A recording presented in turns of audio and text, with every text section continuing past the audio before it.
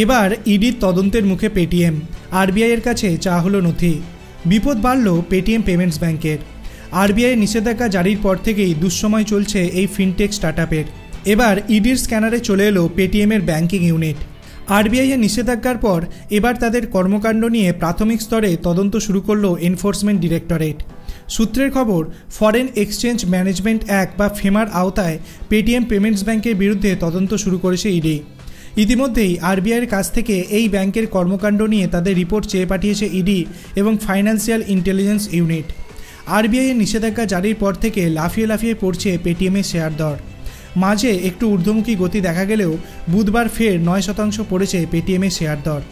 এর মধ্যে ইডির তদন্ত নিঃসন্দেহে পেটিএম এবং তাদের মূল কোম্পানি 197 কমিউনিকেশনের উদ্বেগ আরও বাড়ালো। এর আগে পেটিএম জানিয়েছিল তাদের ডিরেক্টর বা পেমেন্টস ব্যাংকের বিরুদ্ধে কোনো তদন্ত হচ্ছে না। এদিনের পর তার বলার উপায় রইল না।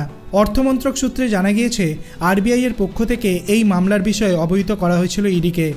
তারপরই তদন্ত শুরু করেছে ইডি। আর্থিক বিশেষজ্ঞরা অবশ্য বলেছেন ইডি এখনও কোনো কড়া পদক্ষেপের ইঙ্গিত দেয়নি, শুধুমাত্র ফরেন এক্সচেঞ্জ ম্যানেজমেন্ট অ্যাক্টের আওতায় তদন্ত শুরু করেছে। তহবিল তছরূপের প্রতিরোধ আইন বা পিএমএল এর আওতায় এখনও কোনো মামলা দায়ের করা হয়নি। এই আইনে মামলা হলে পেটিএমের নিজেদের রক্ষা করা আরও কঠিন হতে পারে।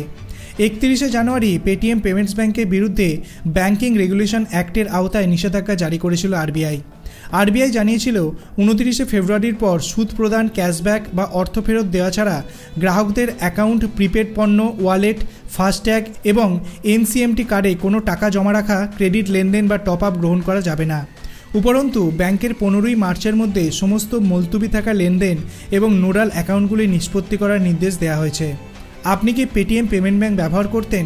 তাহলে এখন আপনার অভিমত আপনি কমেন্ট সেকশনে জানাতে পারেন। ভিডিওটি ভালো লাগলে লাইক করবেন, চ্যানেলটিকে সাবস্ক্রাইব করতে ভুলবেন না। ধন্যবাদ।